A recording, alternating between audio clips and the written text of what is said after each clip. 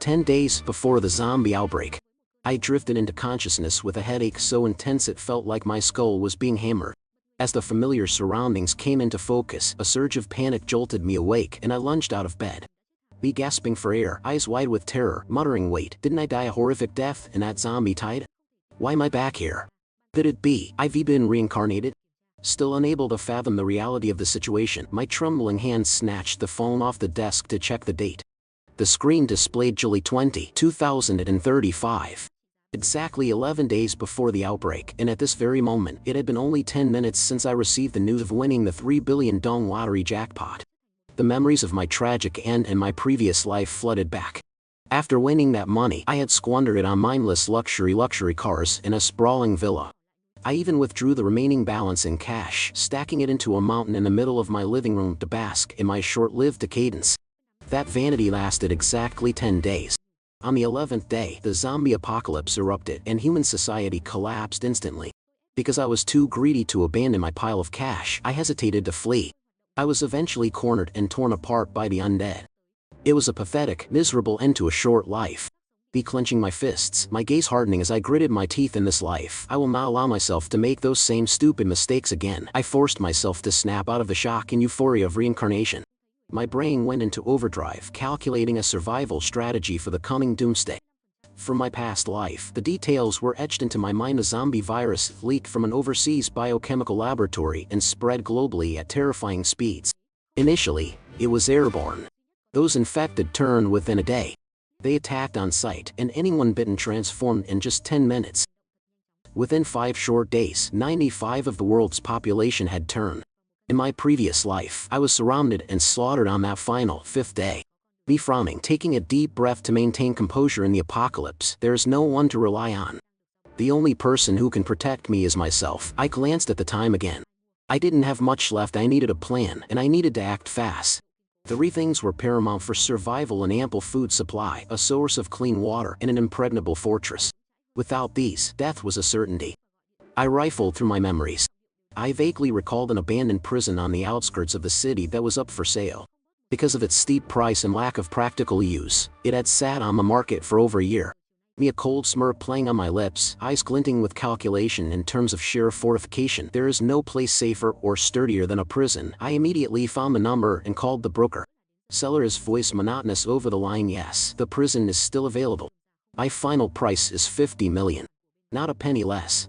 Be decisive, and without hesitation I'll take it. Meet me at the prison gates at 1:00 p.m. today. I'll be there on time. Hanging up, I checked my watch. I had less than an hour. I didn't overthink it. To avoid unnecessary red tape, I immediately wired the 50 million to the seller's account. Once the transaction cleared, I hailed a taxi and sped toward the outskirts. The seller arrived on time. When he saw that the person who had just dropped a fortune on a massive prison was merely a young man, he couldn't hide his astonishment. Seller staring at me from head to toe, his voice dripping with sycophancy. Wow, I didn't expect you to be so young and so wealthy. Truly admirable. Me face cold, dismissive of his flattery, signaling with a hand, open the gate. I want to see the interior. The broker stopped talking and hurriedly fumbled with a heavy ring of keys to open the massive iron gates. I conducted a meticulous inspection. The facility was enormous, featuring hundreds of cells capable of holding thousands of people. It had a dining hall spanning hundreds of square meters, numerous offices, and an outdoor yard covering thousands of square meters. This space was more than enough to stockpile food and water for decades. The perimeter walls were built of reinforced concrete, and the main gate was made of solid black iron. It was a defensive dream. Returning to the gate, I took the inventory sheet. Me looking at the broker, voice stern. Everything here, including all remaining assets within the prison, belongs to me, correct? Seller nodding vigorously. Of course, sir. We've settled on the 50 million as agreed. The transaction was completed swiftly. The broker looked at me with a skeptical eye, clearly thinking I was some trust fund brat throwing money away. He let out a derisive chuckle. Seller patting my shoulder with fake friendliness. Since you re so decisive, I'll treat you like a friend. I hope you use this place to make a profit. Don't go bankrupt on me now. After the contract was signed and the payment finalized, the seller drove off. I stood with my hands behind my back, watching his car disappear into the distance, laughing inwardly. Me laughing coldly, eyes full of contempt. Laugh all you want, you fool. When the world ends, you'll be the one pissing your pants in terror. Buying the prison was a success, but I felt no excitement. I knew this wasn't enough. When the apocalypse hit, the sheer number of undead would be unimaginable. This city alone had millions of people, millions of potential zombies. This prison could stop a few thousand, but if tens or hundreds of thousands attacked at once, I wouldn't survive. I had to reinforce. I pulled out my phone. The screen lit up 3:00 p.m., July 20, 2035. Me brow furrowed, a sense of urgency in my eyes. Only 10 days and 18 hours left before the end.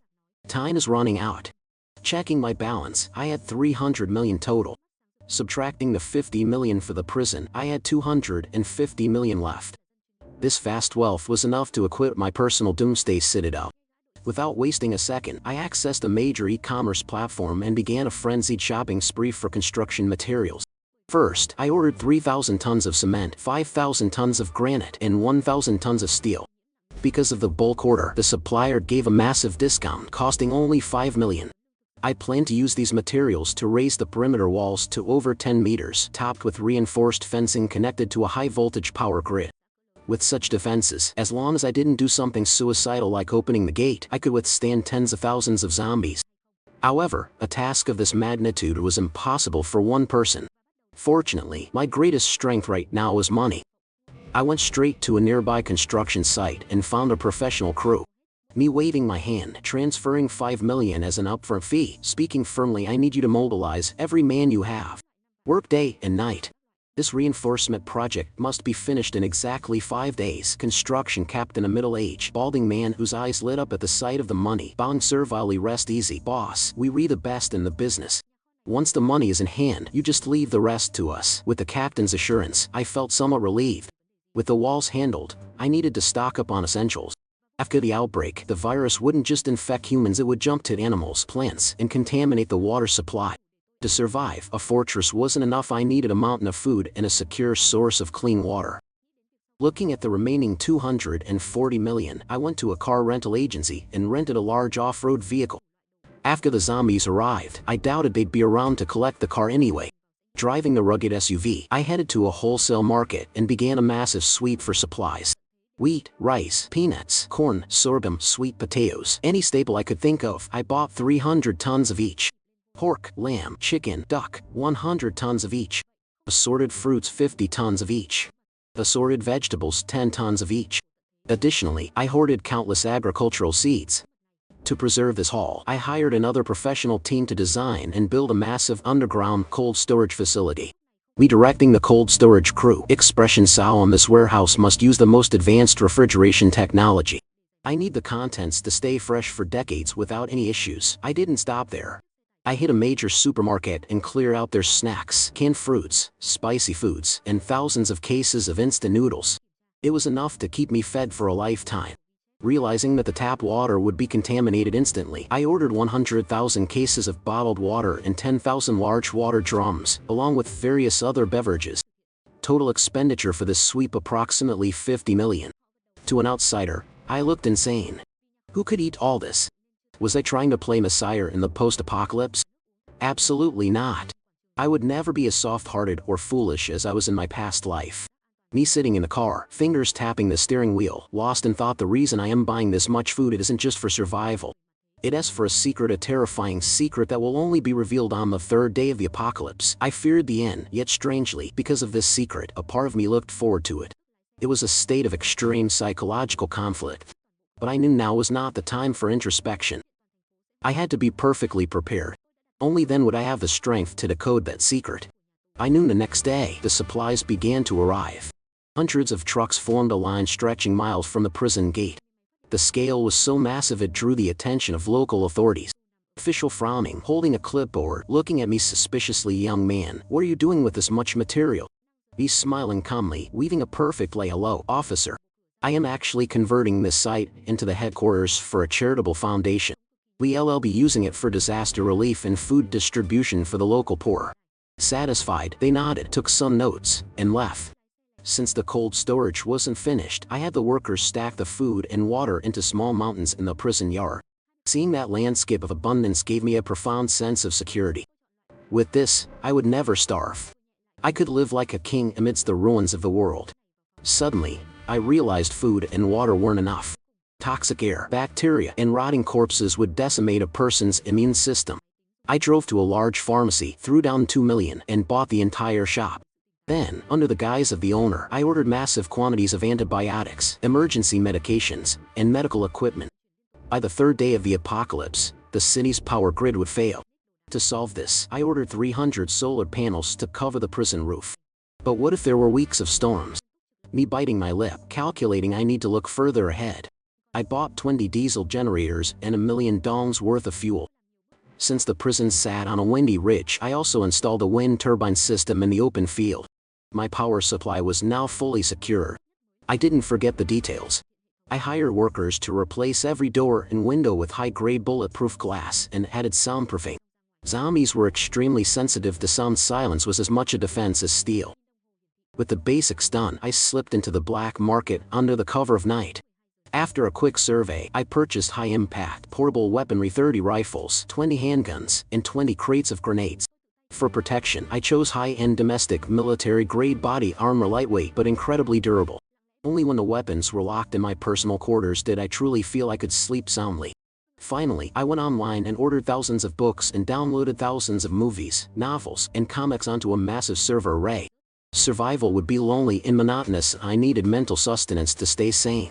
3 days passed in a blur of activity. The massive wall reinforcement and the perimeter power grid were complete.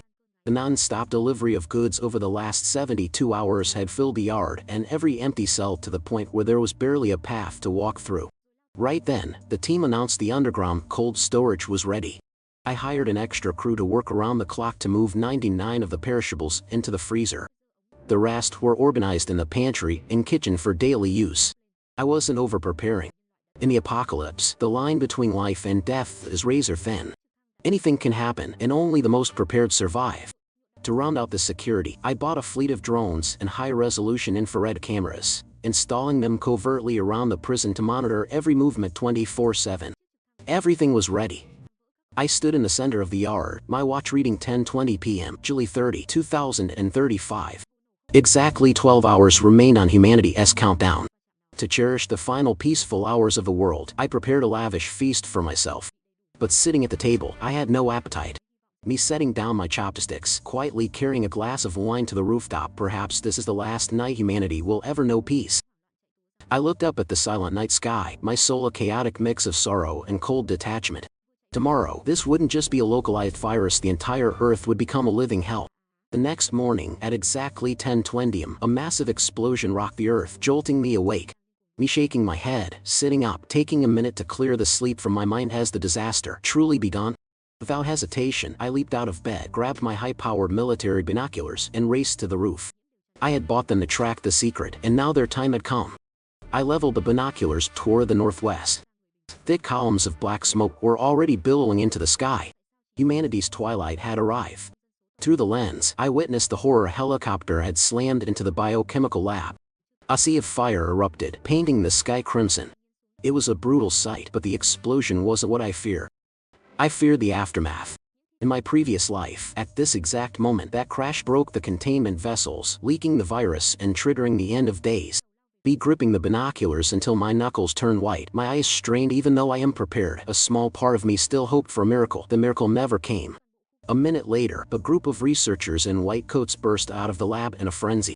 Researchers' faces distorted with terror, screaming, glancing back with eyes full of despair. Help! Ah, get away from me! Behind them, several bloody monsters were in hot pursuit. During the first day of the outbreak, the infected were at their most ferocious, driven by pure primal instinct. Their strength and speed far exceeded that of a normal human. That was why 99% of the population fell within 3 days. The researchers didn't even make it across the courtyard before the pack tackled them, pinning them to the ground and tearing them apart. 10 minutes later, the mangled corpses began to twitch. They stumbled to their feet, officially joining the ranks of the undead, and began lurching toward the densely populated city centers. Meanwhile, the airborne virus continued to leak, carried by the wind. The entire region spiraled into chaos. Only 5 hours later, the southern part of the city was engulfed in flames. The number of survivors plummeted every second as zombies flooded the streets. I checked my phone. 3:20 p.m., July 31, 2035. I had been sitting motionless on the roof for 5 hours, overwhelmed by emotions I couldn't articulate. In my past life, I only saw the news through emergency broadcasts. Now, I was a first-hand witness to Earth's descent into hell. It was haunting. Outside, bodies littered the ground and the dead wandered aimlessly. Soon, the South fell completely. Survivors scrambled into cars, fleeing desperately toward the outskirts. And exactly as I predicted, a mob of refugees drifted toward my prison gates. They pounded on the black steel doors with their hands and blunt objects, screaming to be let in. But these doors were reinforced with state-of-the-art tech. Even a tank shell would struggle to breach them. Human hands stood no chance. Survivor 1 panting, hitting the wall, snapping at his companion. The doors locked tight. What if we can't get in? Should we climb the wall? Survivor 2 grabbing his shirt, pointing upward. Are you insane? Are you blind? Don't you see the high-voltage wires up there? You want to climb up and turn into a roasted pit? The crowd went silent. Then, someone spotted one of my hidden infrared cameras. Immediately, a man used a mini megaphone. He scavenged a plea with the camera, promising anything. Man with megaphone voice pleading, eyes tearing up to whoever is inside. Please, let us in. I am a director. I'll pay you 10 million. No, 100 million. I'll do anything to repay you. A group of young women, their makeup smeared with tears, shoved to the front, hands clasped in prayer. Sir, open the door. We can be your wives, your lovers, anything. We'll be obedient, please. Even a few muscular men join in, swearing to be my loyal servants or guards. Be standing on the rooftop, face cold and devoid of emotion, a mocking smile touching my lips. At this hour, money and beauty are nothing more than scrap paper and dry bones. I slowly raised my heavy sniper rifle, aiming it directly at the screaming crowd below, and activated the prison's external speakers. Me voice booming through the speakers, cold and devoid of warmth. Listen carefully. You have 2 choices. 1. Leave immediately. 2. Die where you stand. This is not a refugee camp, and I am not your savior.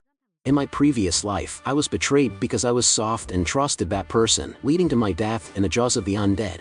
Of course, if that person hadn't appeared, I wouldn't have discovered the earth-shattering secret. Just thinking of it made my heart race. The crowd didn't believe a young man would actually open fire in broad daylight. Their panic turned to rage, and they began cursing the camera with the foulest language they knew.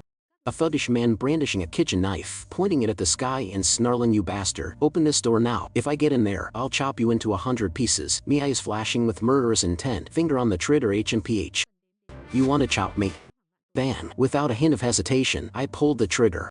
The bullet tore through the air and slammed into the center of the tattooed man's forehead. His eyes rolled back as he slumped to the ground, dead.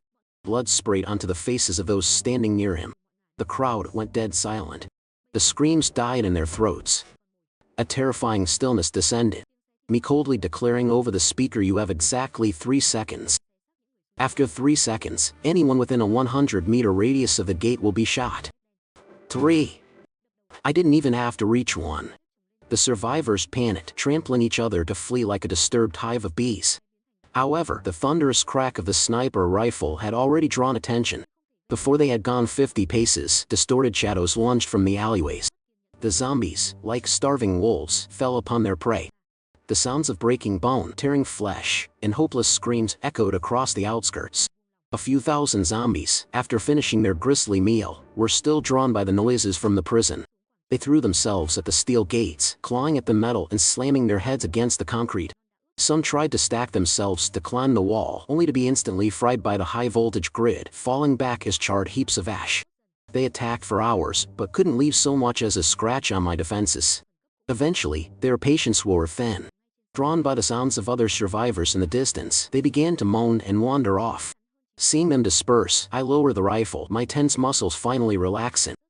Stretching, sighing with relief. The defense system works even better than I thought. I walked down to the central plaza.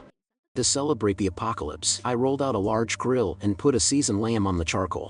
By 10:00 p.m., the fires in the city reached the sky, but the cries for help were becoming sparse and weak. On the living room TV, a female news anchor was sobbing through an emergency broadcast when she was suddenly tackled and her throat torn out by a transformed colleague live on air. Me watching the static on the screen, shaking my head slightly. The city has fallen. More than 90 are already dead or turned.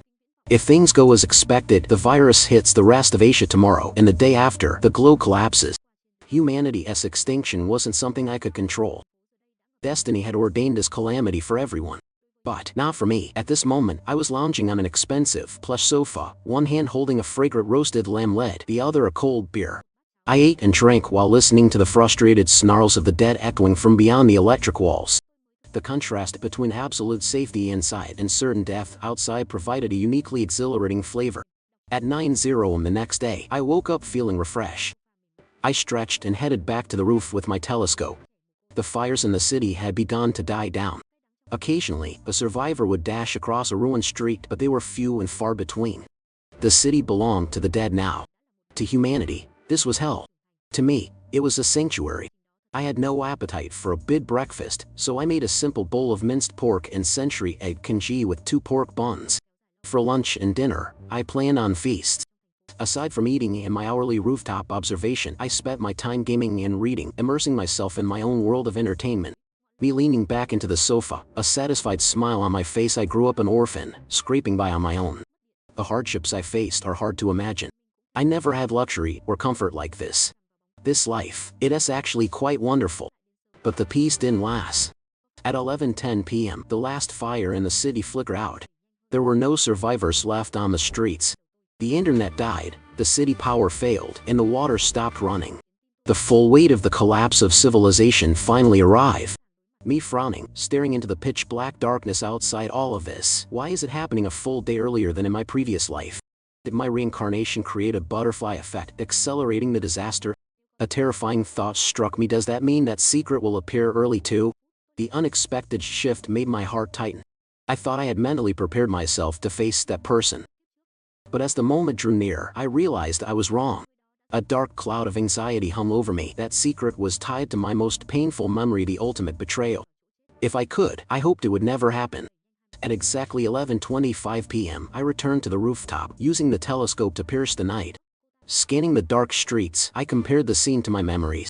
In my past life, at 11:00 p.m. on August 2nd, she appeared, and I risked my life to save her.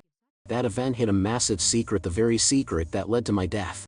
Now, the timeline had accelerated by 24 hours. Me gripping the railing, taking a deep breath to steady myself. That means, in about 5 minutes, she'll be here. At 11:30 p.m., I left the roof and did a final sweep of the traps I had set. At 11:45 p.m., everything was under control. Certain of my advantage, I donned my body armor, grabbed 2 sniper rifles, and returned to the roof. Just then, from outside the prison walls, a familiar, high-pitched sound echoed. Cuckoo, cuckoo, the call of a cuckoo bird. I turned my binoculars toward the sound. Under the pale moonlight, a young woman with a stunning face and a graceful silhouette stood before the prison gates, her eyes fixed on the interior. My heart skipped a beat. The one who had to come was finally here. Her name was Tran Lan. I used to call her T Lan. I was an orphan who grew up in the system. As a child, without parents to protect me, I endured endless bullying and humiliation at school. As an adult, my poverty made people look down on me even more. Only T Lan never despised me. She always stood up for me, even fighting off the students who bullied me. From then on, we became the closest of friends. We had no secrets, we were inseparable. Even after graduating university, we stayed in touch. In my heart, T Lan was my only family. I trusted her unconditionally, ready to share everything I had. Odd. In the final moments of my previous life, I discovered the bitter truth. All that kindness was an act, an intricately planned conspiracy that had been staged for 15 years. Starting from the day we met, she approached me and protected me only because my body possessed a unique gene that her organization. The reason I was surrounded by a horde of zombies and torn to pieces on the 5th day of my previous life was orchestrated by her hand. The call of a cuckoo bird echoed again. It was once a secret code between Tran Lan and me. When we were only 8 years old, she was the one who suggested it. If we were ever in danger and can speak, let's use the cuckoo's cry to communicate or call for help. In my past life, I was foolish enough to consider it a beautiful childhood promise. It wasn't until my gruesome death that the realization hit me like a physical blow. In a post-apocalyptic world, zombies are hypersensitive to human voices but completely ignore the sounds of birds. Using bird calls to communicate proved that Tran Lan and her organization had known about the apocalypse years in advance. Perhaps they were even the ones who unleashed the disaster. I standing on the rooftop, my gaze cold as ice as I looked down at the beautiful figure below. In our last life, you set a trap to destroy me, but in this life, you never expected that I would be reborn. I took a breath, quickly shaking off the memories and forcing myself to don a mask. I adjusted my expression, faking a look of sheer excitement, the exact same expression I had worn when she came to find me at my villa in my previous life. Tran Lan was an incredibly intelligent woman with razor-sharp reflexes and intuition. A single slip-up and she would immediately sense something was wrong. While she thought she was hunting me, I was the one weaving the web to catch her. The secret of Serum 10 on her person was far too important. If I could secure it, I wouldn't just survive in this prison, I might actually end the zombie plague itself. I pressed the remote control. The massive steel gates outside groaned open with a heavy screech. As I expected, Tran Lan was in no hurry. She stood outside, meticulously scouting every corner for a long time. Only after confirming there was no immediate threat did she creep inside. It was fortunate I had designed the trap to be invisible, otherwise, her paranoia would have derailed the entire plan. As she stepped into the central courtyard, a wave of vengeful pleasure washed over me. I was almost there. But just one step away from the kill zone, she stopped dead. With lightning speed, Tran Lan drew a compact sniper rifle from her back and flicked the barrel upward, aiming directly at me on the rooftop. Her movements were so fast I barely had time to react before she pulled the trigger. Then, the bullet tore through the air, aimed straight for the center of my forehead. This woman was indeed terrifyingly ruthless and sharp. She expected this sudden shot to end my life. But how could I not have foreseen her treachery? Clang! The bullet slammed into the invisible bulletproof glass I had installed in front of the balcony, ricocheting away without leaving so much as a scratch. Tran Lan froze, her eyes widening in shock. Clearly, she hadn't expected a naive person like me to have such sophisticated defensive preparations. Sensing the failure of her plan, she immediately turned to bolt for the gate. I smiled cruelly, my finger pressing hard on the controller. Once you're in, there is no escape. Slam! The steel gate 2 meters behind her crashed shut. Simultaneously, I hit another button. A massive iron cage dropped from the air, trapping Tran Lan inside. Without giving her a chance to resist, I raised my weapon and coldly fired 2 shots. Thud! Thud! The 2 bullets shattered Tran Lan's knees, breaking her legs instantly. Tran Lan collapsing to the floor, clutching her blood-soaked legs, hissing in agony but gritting her teeth to keep from screaming out loud. Dealing with such a sinister woman required absolute brutality. During my recent days in this prison, I had practiced marksmanship frantically, allowing me to strike with such precision. Once I confirmed she was completely immobilized and no longer a threat, I leisurely descended from the rooftop to stand before her. My hands clasped behind my back, looking down at her like a dying dog, my voice bone-chillingly cold, hand over the bottle of Serum 10. Cooperate, and I might let you die with your body intact, a final shred of dignity. Facing the girl I once cherished more than life itself, I felt nothing but absolute indifference. Tran Lan looking up at me with a pale face, her eyes filled with shock and disbelief. How did you know about Serum 10? I sneering, a failure has no right to ask questions. Hand it over, otherwise, I'll toss you out there. You know better than I do how bloodthirsty and ferocious those things are. At my threat, her already white face turned ghastly. In her once defiant eyes, a flicker of sheer terror finally appeared. Tran Lan laughing miserably, blood trickling from the corner of her mouth. Haha, I thought you knew everything. It turns out, you still don't know the ultimate purpose of Serum 10. It seems I haven't completely failed. I frown. Her words spark suspicion. A grand plan spanning 15 years, how could an 8-year-old girl have spun such a perfect trap of love on her own? There was undoubtedly a terrifying power backing her. If she was wearing a wire, I absolutely could not reveal the secret of my rebirth. If her organization knew, they would stop at nothing to capture me. This prison was fortified, but against a force that could engineer a global pandemic, I was still under power. Tran Lan, her voice suddenly softening, looking at me with a complex gaze. Actually, I always considered you my best friend. But everything I did was out of my control. They injected me with toxins to keep me under their thumb. If I didn't do what they asked, I would have died long ago. I'm not saying this to beg for your forgiveness. After all, I planned to deceive you, even to kill you. I just want to say it, to feel some relief. She coughed several times, gasping for air before continuing. Tran Lan voiced urgent and desperate. I have a remote vital monitoring device on me. They know everything happening here. In 3 days, they will bring an armed army. Their power is beyond your imagination. Staying here is a death sentence, believe me. Take everything and run, as far as you can. Having said that, before my stunned eyes, Tran Lan used her last ounce of strength to pull a small pistol from her boot and decisively pressed it to her temple. Bang! The shot rang out harshly. Tran Lan's body jerked and then slumped into a pool of blood, her eyes closed forever. She had committed suicide. It was perhaps the most dignified death she could choose. Looking at Tran Lan's body, I knew her final words were sincere, but I would never forgive her. Regardless of the circumstances, we were reconcilable enemies. However, the people behind her seemed truly formidable. A surge of extreme danger loomed over my mind. Despite this, I had no intention of abandoning this fortress to flee as she advised. I muttering coldly, my gaze resolute with my current abilities, running out into that wasteland is certain death. This fortress is the safest place. Besides, I haven't necessarily lost this war yet. If I could successfully assimilate Serum 10 and master the ability to control zombies combined with this fortified defense system and the ultimate purpose yet to be revealed, I might just emerge as the final victor. After dragging her body away to be incinerated to prevent infection, I locked the prison's security doors and cranked the defense systems to the highest level. Returning to the sofa, I didn't rush to take the medicine. Instead, I opened a cold beer and took 3 long gulps. Every drop that slid down my throat carried not just bitterness, but the end of a long-standing grudge from a past life. The debt between Tran Lan and me was finally settled. Next, I took the vial of Serum 10 to the safest room in the heart of the prison. This was the final line of defense, armored and equipped with an independent life support system. Not knowing what would happen during the assimilation process, I had to ensure I wouldn't be disturbed. I sat cross-legged on the reinforced bed, took a deep breath, and uncapped the vial.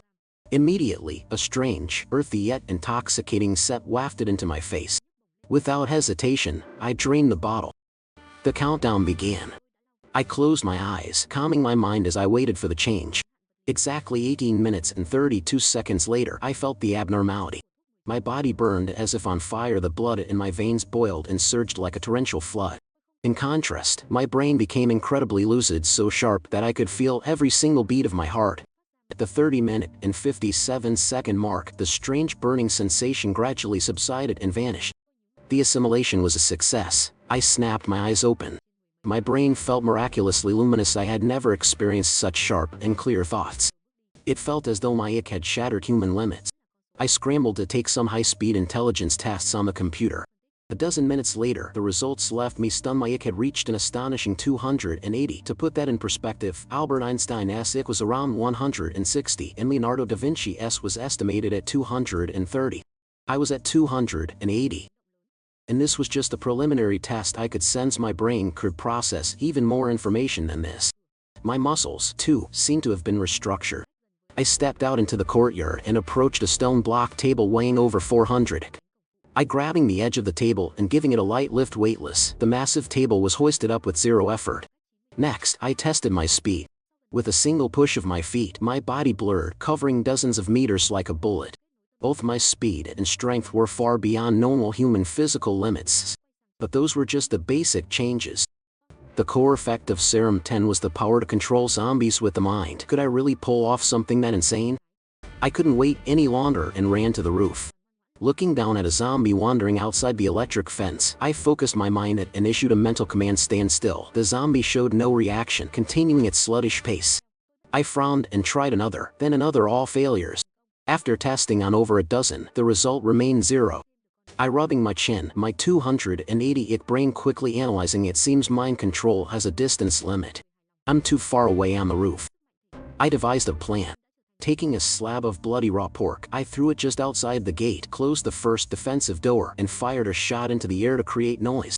Moments later, savage roars erupted. Dozens of zombies, smelling fresh blood, rushed forward and slammed into the gate. Even though I had seen this before, standing face to face with these bloodthirsty monsters at close range made me shudder.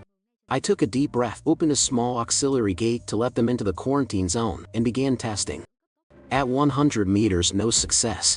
At 99 meters, still failure. After nearly 20 trials and slowly closing the gap, I finally succeeded in mental connection at the 80-meter mark. My eyes gleaming with excitement, pointing at the zombie. Turn left, jump. Laid down, the monster obeyed every command unconditionally. To test its loyalty, I ordered it to attack another zombie nearby. It obeyed immediately, without a shred of hesitation. Next, I increased the number. 2, 3, all successful. But when I hit the limit of 50 zombies, I couldn't connect to any more. It seemed my current mental strength could only handle 50 zombies at once within an 80-meter radius. I smiling with satisfaction. With 50 zombies, plus my current physical strength and IQ, I've become an invincible war machine. Even without this fortress, I could dominate this apocalypse, but my smile vanished as I remembered Tran Lan's warning. The force behind her possessed power and technology far beyond imagination. Using 50 zombies as a shield would never be enough against an elite army with advanced weaponry. I needed to be stronger. Memories of my past life flooded back.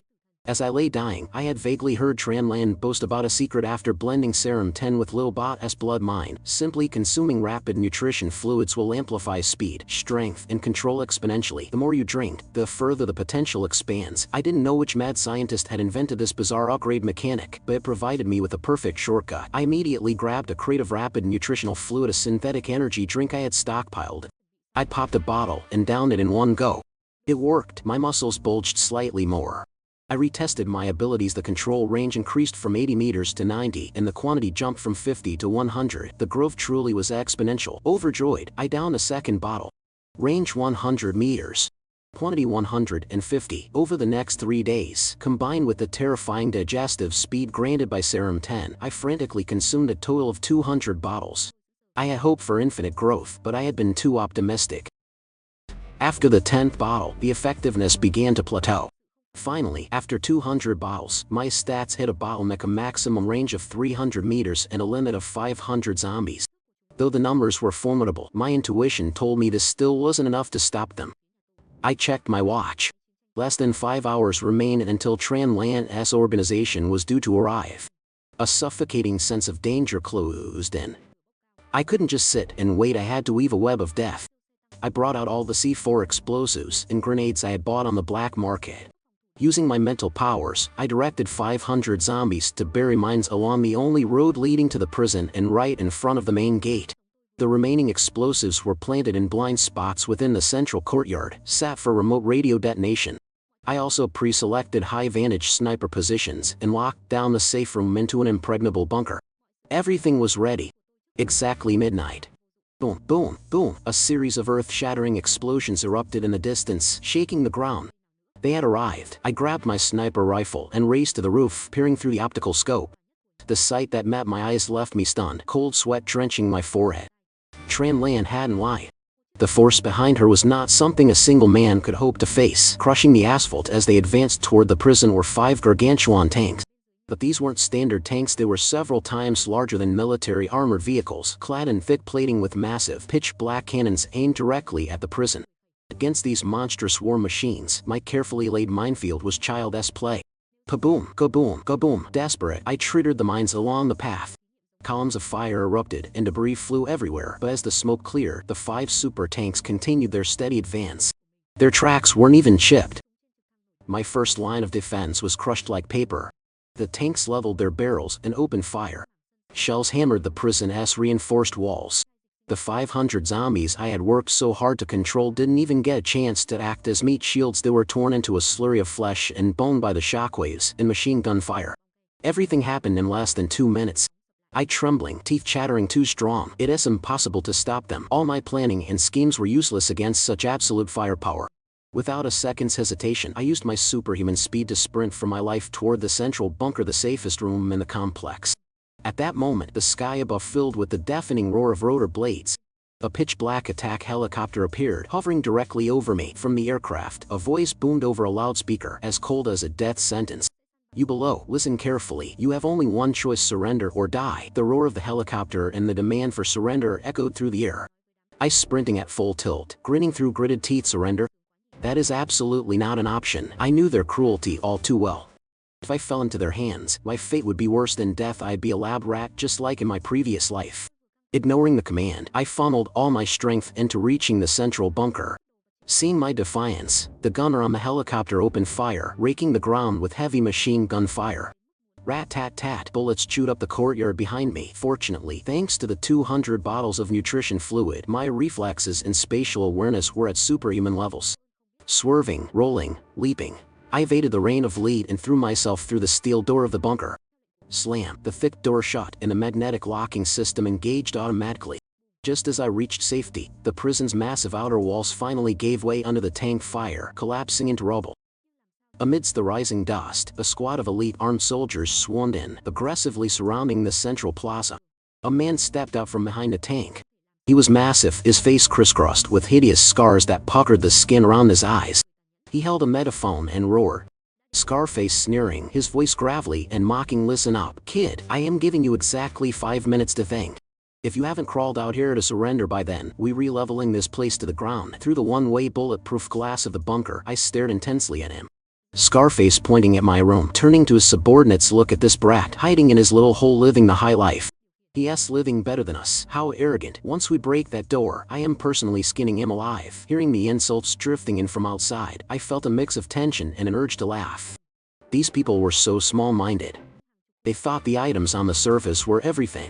If they saw the mountain of supplies in my underground cold storage, they'd probably try to eat me alive out of sheer envy. 5 minutes passed in a flash. Scarface, tired of shouting, lost his patience when the bunker remained silent. Scarface angrily waving a signal. Time us up, ungrateful little shit.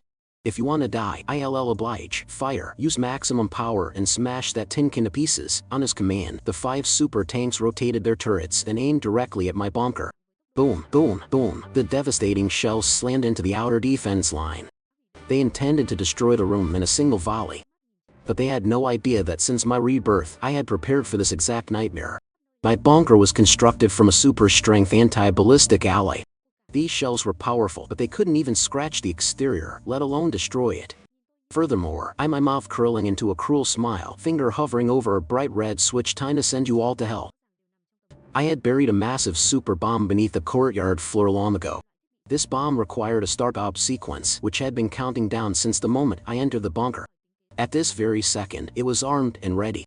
I slammed the button. A muffled rumble echoed from deep underground, followed by a blinding flash that swallowed everything. Kaboom! The sheer pressure of the blast leveled several sections of the prison in an instant. A pillar of fire reached for the sky. The arrogant super tanks were torn apart by the shockwave, reduced to scrap metal. The surrounding soldiers were vaporized instantly. It was a horrific scene, like the apocalypse had struck twice. The helicopter pilot, witnessing such overwhelming retaliation, banked the aircraft sharply in terror and fled at top speed. As the dust settled, I knew I was out of heavy weaponry. Destroying those 5 tanks was my limit. Watching the helicopter escape, I slowly opened the bunker door and stepped out into the charred plaza. The ground was littered with bodies and debris. In the center, Scarface had been thrown far back. Both his legs were gone, and his blood-soaked body was gasping for air. Scarface eyes bulging, looking at me like I was a demon, voice trembling. How is this possible? That kind of firepower. Everything about you was supposed to be under our control. Your 3 billion lottery win couldn't possibly buy this level of equipment. I walking over, looking down at him with a cold smile. With your meager intelligence, you thought you could outplay me? Don't you know this world has a little concept called installments? From the start, with my 3 billion in cash and 50 million borrowed against collateral, I had used financing to secure tens of billions worth of top-tier materials and equipment.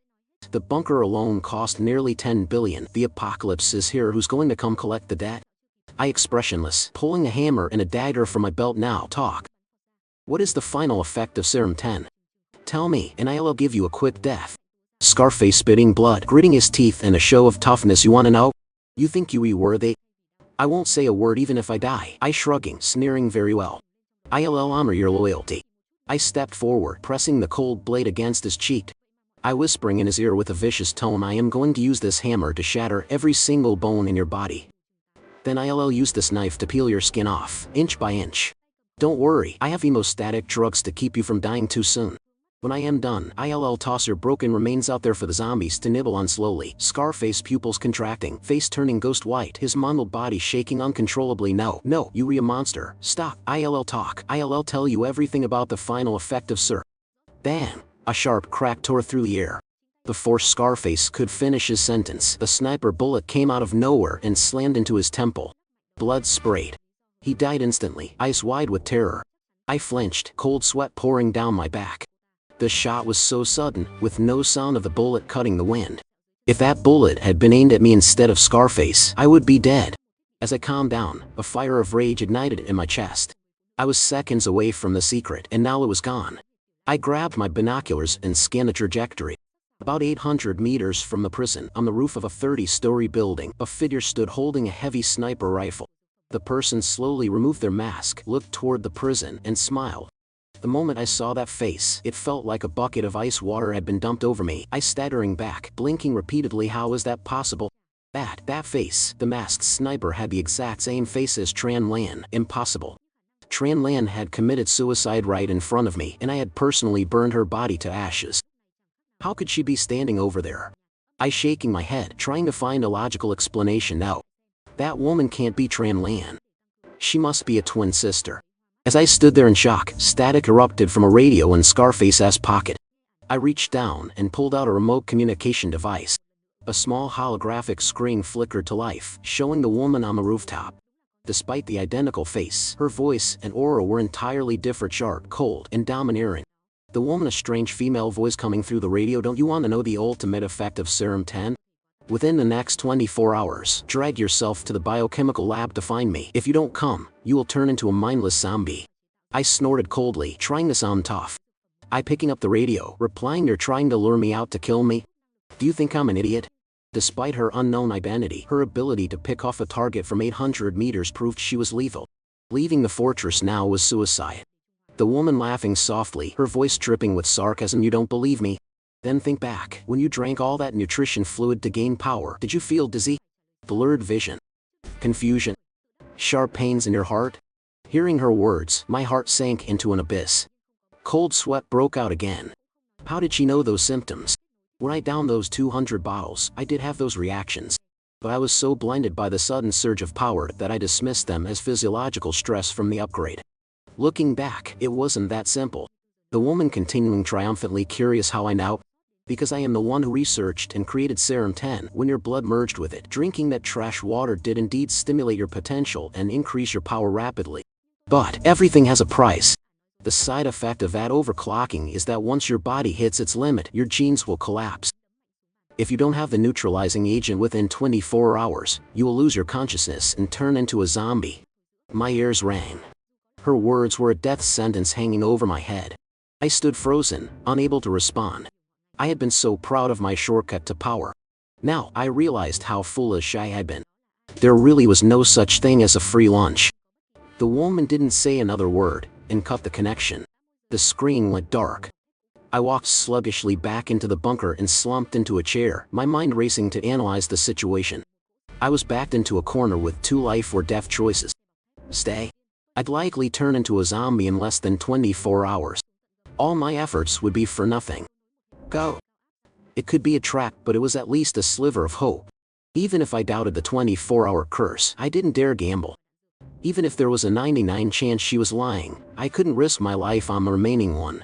I slamming my fist onto the table, eyes burning with the will to survive. I've worked too hard to get this far.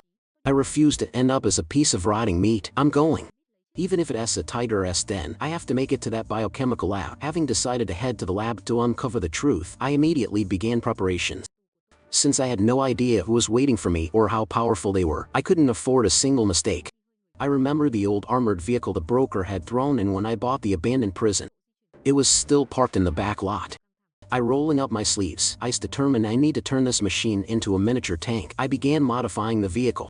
First, I welded super hard alloy plates onto the frame and closing it down to the undercarriage to protect against mines. Then, I wired a high-voltage electric grid across the exterior to deter any zombies that tried to latch on. Inside the vehicle, I packed it to the brim with weapons, heavy equipment, and ammunition. Finally, I donned a military-grade ballistic vest and a Tier 3 specialized tactical helmet.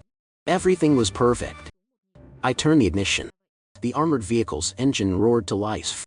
Harnessing my mental prowess, I commanded 500 zombies to form a tight circular perimeter around the armored vehicle.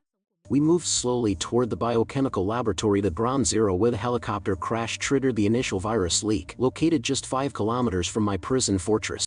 With 500 undead surrounding me, their pervasive stench completely masked my human scent, allowing me to stay camouflaged within the horde.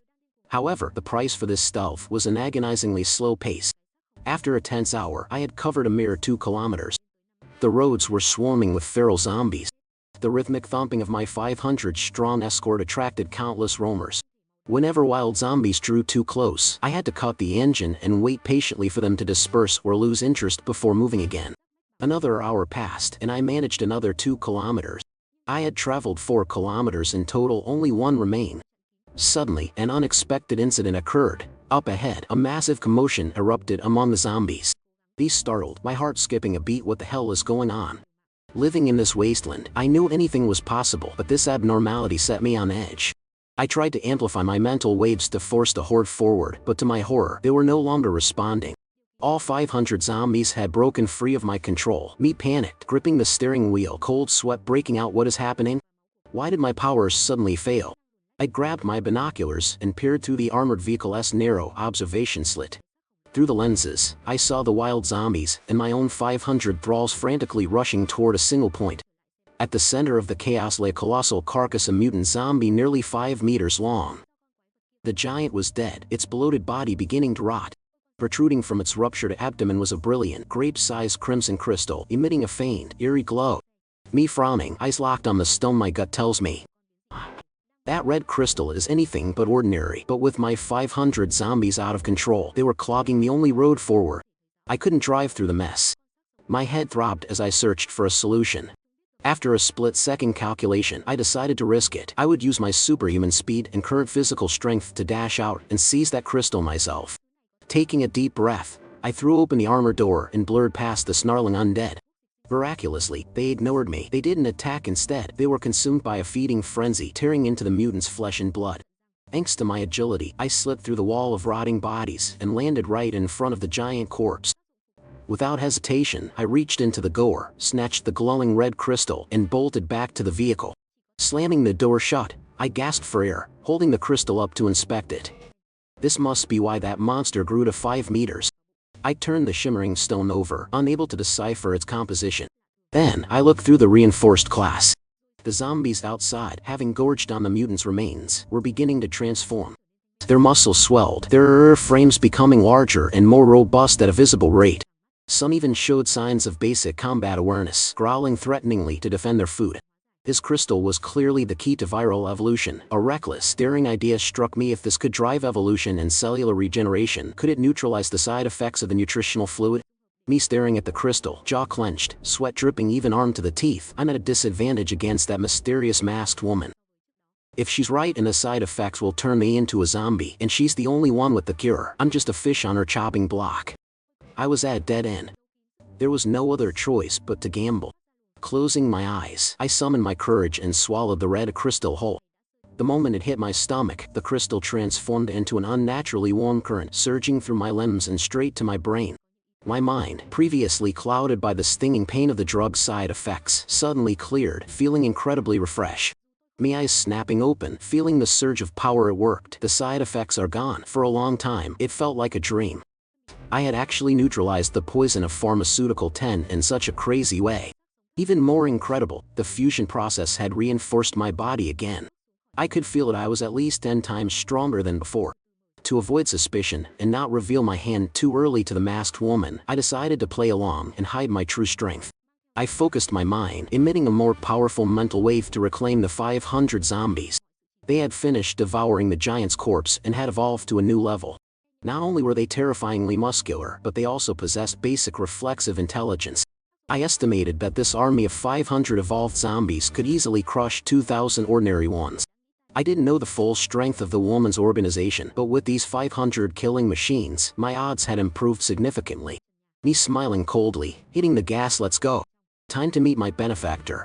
Half an hour later, my escort reached the main gate of the biochemical lab. As I stepped out of the vehicle, the massive steel doors creaked open with a piercing screech. The woman's cold, arrogant voice boomed over the intercom. The woman authoritative, threatening, leave your zombies outside. You will enter alone and follow my instructions perfectly. Otherwise, don't even dream of getting the antidote. I smirked.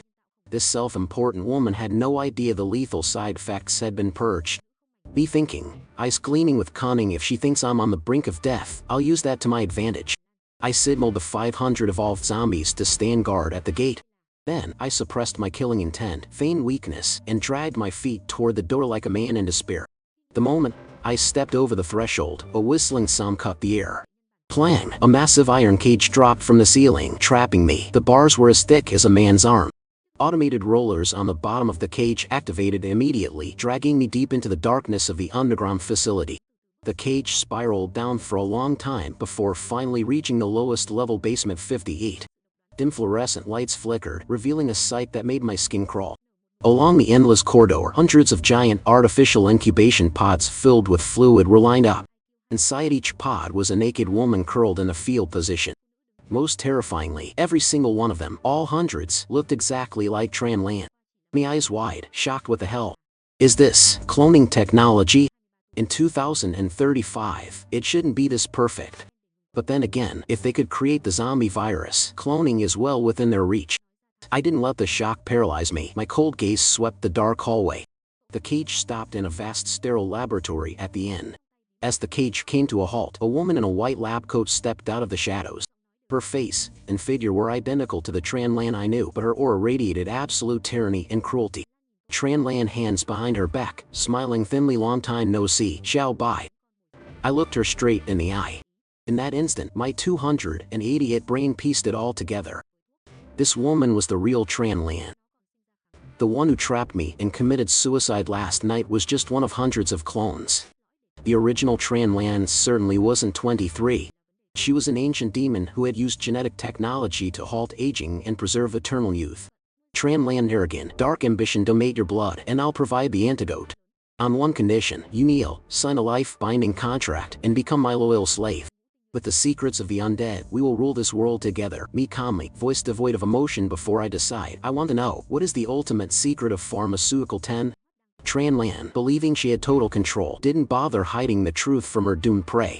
Tran Lan, smirking triumphantly, the final secret of Pharmaceutical 10 is this: by mixing your blood with the drug, one gains not only infinite control over zombies but also creates an antibody, a complete cure for the virus. Though I haven't fully decoded the core genetic sequence for a permanent vaccine, having you makes it only a matter of time. So that was it. That's why she spent 15 years using clones to nurture and protect me. Tran Lan, impatient, pulling a large syringe from a tray. Enough talk. It cost me my best elite team to bring you here alive. I need to drain you from my research. Seeing the needle approach, I didn't flinch. Instead, I gave a faint, contemptuous smile. Me softly, I'm afraid you're going to be disappointed. I reached out and gripped the iron bars. Tran Lan, laughing, don't waste your breath. This cage is cast from a super alloy coated in synthetic diamond. Even an elephant couldn't. Screech, crack, the sound of twisting, shattering metal echoed painfully. Before Tran Lan's horrified eyes, I tore through the bars with my bare hands as if they were wet paper. The cage door burst open. With a flash of speed, I lunged forward. My hand clamped around Tran Lan's throat like a vice, lifting her into the air. Tran Lan, struggling, eyes bulging with terror. How is this possible? How could you evolve enough to tear through diamond alloy? Me tightening my grip, voice like ice, no more talk. Hand over all your research findings, and I might consider leaving your corpse intact. Gasping for air, her face turning purple, she still refused to yield. Tran Lan, straining a sneer, threatening, you can't even save yourself, and you dare threaten me? Without my antidote, you'll turn. Let me go. Kneel, only I can save you. Looking at her stubborn stupidity, I didn't bother explaining the red crystal. I had the information I needed. Keeping her alive was just a liability. Crack, a sharp, clean snap. I twisted her neck. Tran Lan, the mastermind behind humanity's downfall, drew her last breath. Her eyes remained wide in disbelief. Even in death, she couldn't believe her obedient pawn would kill her without a second thought for the cure. I tossed her lifeless body into a corner like trash. Immediately, I accessed the mainframe and transferred all secret research data from the lab to my prison database. 1 month later, I used my army of thousands of zombies as tireless laborers to clear the rubble and restore the prison's fortifications. Simultaneously, I directed them to build a massive underground research facility, equipped exactly like the biochemical lab. Thanks to the red crystal, the side effects of Pharmaceutical 10 were permanently gone, and I could consume more nutritional fluid to push my limits. After a month of relentless effort, my physical strength and zombie control range had increased tenfold. With my current peerless power, I am like a god ruling this desolate world. Even without a virus cure, I could live a life of luxury. As a rare survivor with such ability, I know I have a greater mission to save humanity. After absorbing the red crystal, my 280 mind reached its peak. In just 3 months, I fully mastered Tran Lan's most complex research. I began diving into the genetic sequences to synthesize a cure. Though I don't know exactly when I will succeed, looking at the data on the supercomputer, I have fierce confidence in the near future. I will create a specific vaccine to eradicate the virus and save the remaining lives on Earth. And what of the hundreds of clones with Xiao Lan's face sleeping in the pods? I couldn't bring myself to destroy them.